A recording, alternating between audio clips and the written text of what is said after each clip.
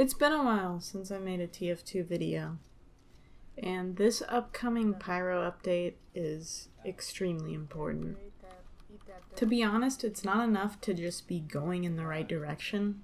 This update needs to have major changes. But after competitive matchmaking was so horrible, and they ruined quick play with just a much worse casual system, it's been really difficult to play TF2 and enjoy it. Not to mention the obvious balance changes this game has needed for a very long time. And it has been almost a year since Pyro won the Meet Your Match update. Valve is communicating.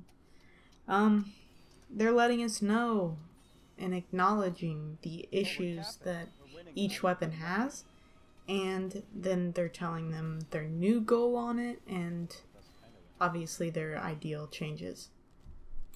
All this information came out in a blog post. You should check it out if you haven't already. I'm just gonna go over a few of the changes because everybody in the community is really voicing their opinions and emailing Valve and all this stuff, and I thought might as well jump on that too. I'm not gonna go through all of the changes. I'm just gonna be pointing out some of the ones that I'm really interested in. And if I don't mention them, then I probably agree with the changes, or at least would like to see it played out, in the real game rather than on paper. So the first thing I want to point out is kind of more the unused weapons, or the buffs. And the three that I was really interested in was the Your Eternal Reward. I really like this change. I think it's a good idea because it was a pretty shitty knife. It fixed the main problem of the knife, the hardest part of the knife, which is getting that first initial kill.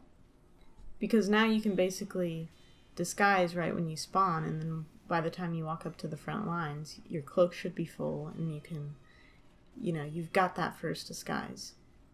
And if you, backstab a heavy or something, you're stuck as that disguise generally, and against skilled players, they're going to be looking for a heavy. So it's nice that now you can change your disguise and not be so slow.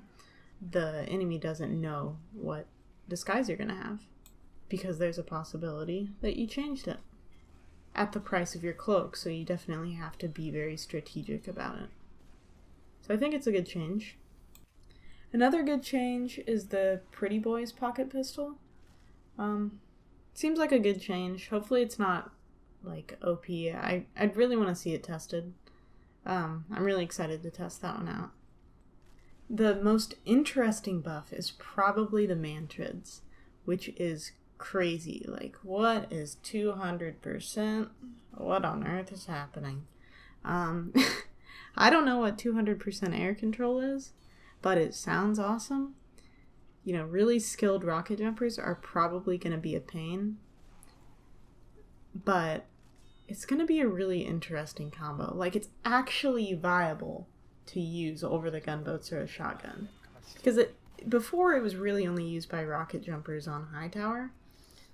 And, with this, it really seems like a fun new way to play Soldier. And maybe equipping it with the Liberty Launcher or something like that could make for some really cool roamer plays. So I really think that this is an awesome change. And now for more the overused, or weapons that needed nerfs. The Gru. It seems like a really interesting change. Messing with max health is interesting. I really want to see it played. It almost seems like the eviction notice would be a lot better choice. So that might need work. The Vitasol has a really cool change to it. I think it's really interesting to add a new organ system thing. And I think it sounds balanced. The next weapon is the Darwin's Danger Shield. Thanks, man. It got nerfed. It finally got nerfed. Oh my gosh. It's good. I'm happy. And next is the base jumper. I don't really like the reasoning for the base jumper nerf that, it's too hard to hit. I mean, that's not really a fair reason, I think, to nerf it. But they are in the air for so long. They can be in the air for almost ever. So I think that the redeploy and the deploy thing makes a lot of sense. Because they're like impossible to hit when you keep spamming spacebar. Because you just don't know what speed they're going to be going. They're just too difficult to predict. But I don't think it needs the air control penalty. I believe it was like 60%. I think that I think that would be too much, and I don't think that it really needs an air control penalty. I don't have an issue hitting I don't have like a major issue hitting a base jumper when they're floating around. I think their penalty is that they're slow as fuck already, and that they don't need an air control punishment on top of that. And the last two things that I have to talk about are the Atomizer and the Ambassador. So, I love this change to the Atomizer, but I almost think that it's too good. Like, it's not too good that it's overpowered and gonna be annoying or anything like that. It's just the default bat is so bad. I don't see what the reason is you'd even use the default bat over the Atomizer when this comes out. Only way that you could hurt yourself with this is the deployment bat time. So if you deploy your bat mid-fight on accident, or if you make the poor decision to deploy your bat during a fight, then you'll be punished. But I think that that's really easy to avoid. Like, in my opinion, if I was using this weapon, I would just use it to gain positioning when I was out of a fight, or use it to, like, triple jump out of a fight. And the only other downside is a damage penalty, and you also get that mini crits in the air. So it just seems like a straight upgrade to me. It's not like on the level of annoyance as the Atomizer, but I think that maybe a nerf to deploy time on your first and secondary, like switching between your first and secondary of like 10 to 15% deployment time might be a good way to actually make you consider using a different bat. Because like if you added some sort of like explosive vulnerability thing, even if it was like 10%, I don't think anybody would use it. I think deployment time between your first and secondary would be a decent trade-off.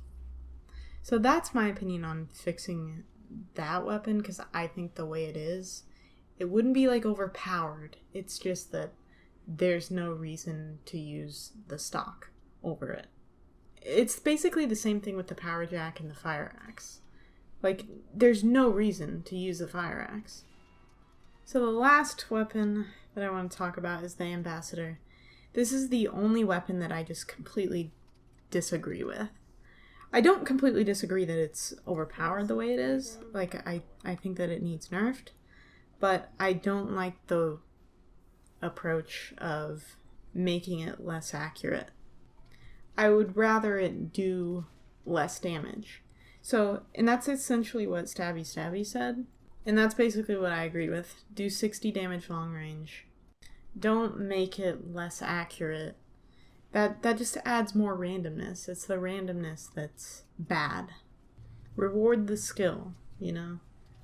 Add fall off damage. Don't make it do a 102 at long range. Make it do 60 or 50. You know, I get that the spy isn't a long range class, but the only other weapon he has is a knife. So that was my opinion on those weapon changes. Let me know what you guys think of those weapon changes.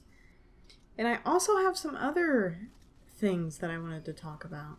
But this video is getting kind of long, so I think I'll save that for another video. So you might see a part 2, kind of this video. It's more about UI changes and like making the game more appealing, especially to new players. Not so much about like actual in-game balance changes. But if you guys want to see that video, let me know. And thanks for watching.